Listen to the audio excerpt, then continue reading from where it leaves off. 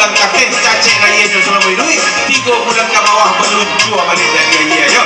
Jadi koledo nan paralu ambo bagikan sebentar, kalau indah ambo kabat tutui. Terima kasih bagi telah kembali, juga terima kasih nan lalu kembali yo. Kalau nak kembali membasuh muka, kalau nak kembali aman cubo saja yo. Para belinya nak mudo, ambo nak mencari piti, nak mencari kayu yo. Kabat aku di Jambi, Bengkulu, Lampung, Jakarta, ambo jual 3.000 sama tu ketek yo. Tetapi kita boleh kini pulang kampung untuk surang saja. Sampai orang banyak-banyak membeli sebotol kanya 2.000, membeli 5.000 dapat 3 botol yo. Jadi kalau ada dan perlu anak-anak nak mau belajar, kadang-kadang kaum ibu men tidak teratur, buang kotoran tak lancar, minum lauk senang kacang yo. Tolong dia apa kok ada berapa pak? Itu orang dari mengerti jauh yo, langsung nyobali balik dia apa kok?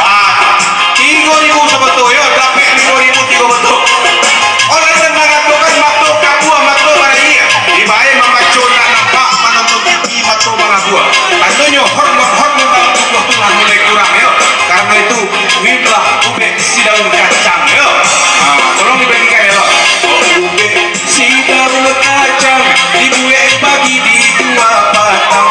Manggalet yo hati riang api ube eden naik punah.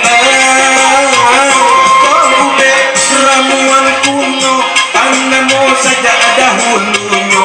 Daun kacang yo daun banto kamu lawa masuk yuk. Hey,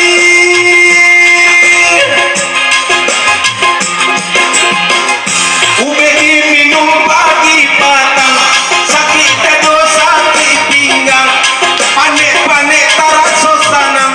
Kok ube si daun kacang, kok ube si daun kacang dijual di kampung jauh nan manggaleh pakai jambang sayang sakete botak kapalonyo.